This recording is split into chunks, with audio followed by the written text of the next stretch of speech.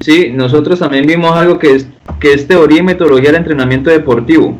Entonces, cuando hablamos de teoría y metodología del entrenamiento deportivo, pues es la unión de varias ciencias que nos va a permitir un desarrollo de una condición física, ¿sí? O mejoras en su técnica o táctica o propio en la psicología de cada deportista o cada atleta. Entonces, para lo que es teoría y metodología, hablamos de unión de varias ciencias que nos va a permitir poder comprender el fenómeno de un cuerpo bajo sometimiento de cargas de entrenamiento, ¿sí?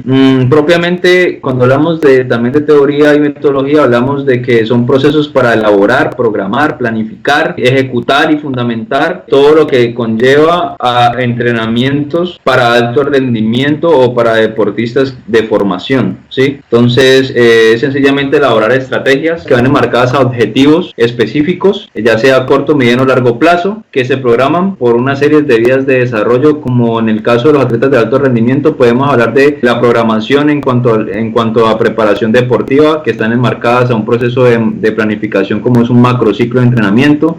Cuando hablamos de planificar es cuando llevamos un control sistemático de todos nuestros entrenamientos y hacemos constantemente unas evaluaciones y unos análisis que nos va a permitir seguir por esa vía o hacer reajustes. Y esto a su vez, pues con estas evaluaciones previas, pues podemos seguir elaborando la planificación de las sesiones encaminadas a esas características dadas a partir de esas evaluaciones de cada deportista. Por otro lado, todo esto se va a ejecutar siempre de la mano de acciones científicas y con metodologías que nos ayuden a cumplir los objetivos personales de cada deportista o atleta, ¿sí? Ya sea a corto, mediano o largo plazo. Y como ya he dicho anteriormente, todo esto siempre va a estar fundamentado en lo que es la teoría de la ciencia, ¿sí? En este caso hablamos de teorías como cuáles, pues lo que es anatomía, lo que es fisiología, ahí también entra parte de la nutrición, hablamos de muchas ciencias que van en conjunto hasta con la psicología y esto se mezcla todo para poder llegar a lo que es la teoría y metodología del entrenamiento deportivo.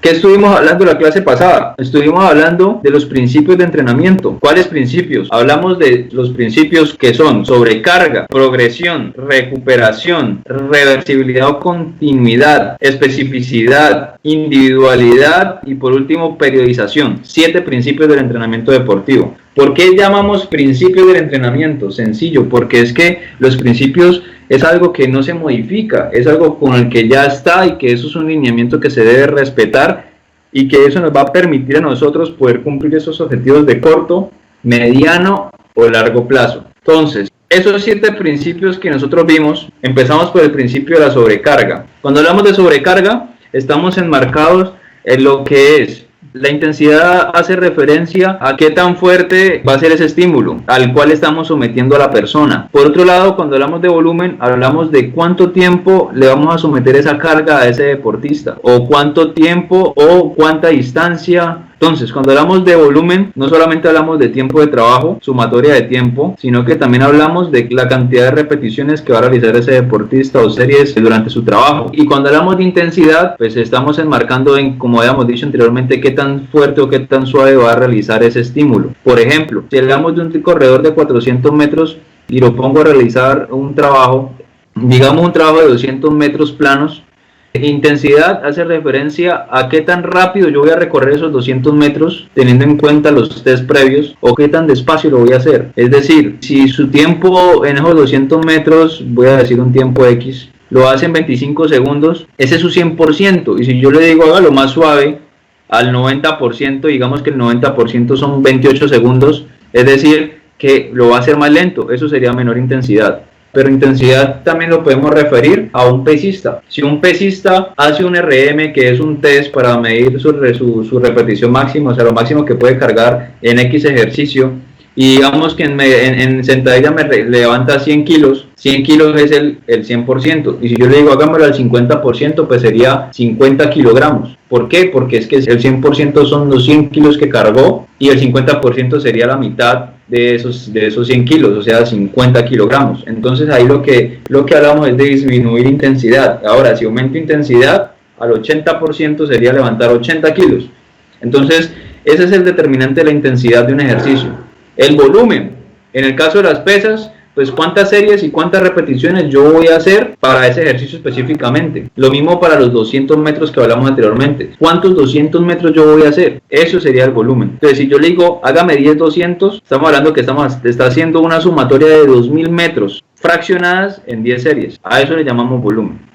Ahora, esa unión de esos dos, intensidad versus volumen, nos lleva a que nuestro cuerpo se va a desequilibrar a nivel celular. Es decir, que sale esa homeostasis en el que se encuentra a nivel celular, y eso, a su vez, ese desequilibrio, el cuerpo lo tiene que adaptar. Es decir, él vio que sus células se desadaptaron por una carga de entrenamiento, entraron a un desequilibrio. Él tiene que buscar la forma de volver a adaptarlas. Es decir, que lo que su adaptación va a ser en mejoría, y la única forma de poder que el cuerpo pueda adaptarse también requiere de estímulos como lo es la intensidad, el volumen con la recuperación. Siempre hay que dar recuperación al cuerpo de acuerdo a las cargas de entrenamiento que se estén dando, y eso los va a llevar a un fenómeno que se llama la supercompensación, que eso lo que quiere decir en pocas palabras es la adaptación y la mejoría de nuestro organismo a esos estímulos previos. Eso es sobrecarga de entrenamiento. Cuando vamos al siguiente punto, que es la progresión, lo único que nos quiere decir la progresión, y lo explico así rápido, es que si nosotros generamos un estímulo, ese estímulo, todos los entrenamientos no puede ser el mismo. Ese estímulo tiene que variar, tiene que progresar. ¿Por qué? Porque si yo le genero unos estímulos a mi deportista o una persona, el cuerpo se va a adaptar y se adapta para ese estímulo. Es decir, que si le vuelvas a aplicar los mismos estímulos repetidamente, pues el cuerpo, al estar adaptado a ese estímulo, él no se va a volver a adaptar. ¿Por qué? Porque es que él ya entiende ese estímulo, ya está adaptado a ese estímulo, y eso no va a generar un desequilibrio. Por lo tanto, las cargas tienen que ser progresivas a medida que nuestro cuerpo se vaya adaptando. Ese es el segundo principio. Ahora, el tercero. Ya hemos hablado de la recuperación. Un organismo no puede someterse todos los días del año a unas cargas de entrenamiento fuertes y fuertes y fuertes, y entrenemos fuerte porque eso nos hace más fuertes y nos hace mejores. No, porque va a haber un momento donde el cuerpo va a entrar en una fatiga donde no se va a poder recuperar, y por ende o se queda estancado en esa fatiga y por ende no hay más supercompensación, sino que hay una caída de los niveles de las condiciones físicas, o nos va a generar una lesión por sobrecarga de entrenamiento. Entonces es importante que siempre existan unos periodos de recuperación donde nuestro cuerpo pueda equilibrarse nuevamente, pero también pueda readaptarse a todo lo que se hizo previamente, y así evitamos lesiones y mal funcionamiento como en el sistema inmune o fatigas crónicas, como ya había hablado anteriormente. Pero también puede haber alteraciones de sueño, pérdidas de apetito, ansiedad, estados de ánimo negativos. ¿Como cuáles estados de ánimo? Esos aquellos que un deportista se levanta o una persona se levanta de mal humor sin saber por qué.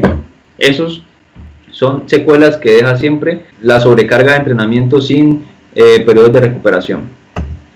Ahora vamos con el otro, que es la continuidad. Sencillo. La continuidad va muy enmarcada a lo que son deportistas de alto rendimiento.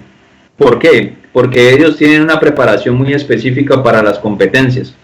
Es decir, que si hay planificado 30 sesiones de entrenamiento, 30 sesiones me tiene que cumplir el deportista. Donde me cumpla 25, entonces se acaba la continuidad del entrenamiento deportivo, y por ende no vamos a tener todos los beneficios que se tenían predispuestos en el programa. Eso quiere decir continuidad. Especificidad. La especificidad quiere decir que si un deportista está inmerso en un deporte específicamente, yo debo entrenarlo específicamente para encaminar sus mejoras en sus cualidades físicas para ese deporte y no para otros deportes.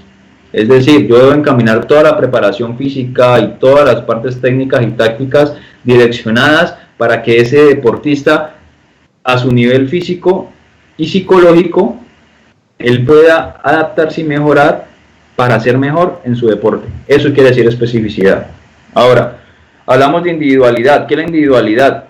La individualidad dice pues que obviamente cada deportista debe recibir sus propias cargas de entrenamiento, sus propias rutinas, para que él se adapte a sus propias características. ¿Por qué? Vemos que muchos deportes, muchas veces por la necesidad, se requiere trabajar con un grupo grande de atletas, y ese grupo grande de atletas no todos van a tener la misma edad, no todos van a tener el mismo tiempo de entrenamiento, la misma experiencia. Entonces Eso va a jugar un papel supremamente importante en cuanto a la adaptación y la receptibilidad que cada cuerpo va a tener sobre esas cargas. Es decir, si yo tengo un deportista que lleva apenas un año entrenando y otro que lleva 10, el de 10 va a tener más ventaja fisiológica sobre el de 1 por las adaptaciones que ha logrado a lo largo de los años, y fuera de eso, su experiencia y su madurez deportiva lo llevarán a otros límites que el que lleva un año no va a poder lograr.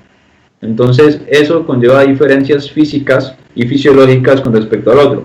Por otro lado, tenemos que todos los cuerpos son distintos internamente. Todos nacimos con una característica específica, adaptable hasta cierto punto, y no todos los cuerpos son iguales.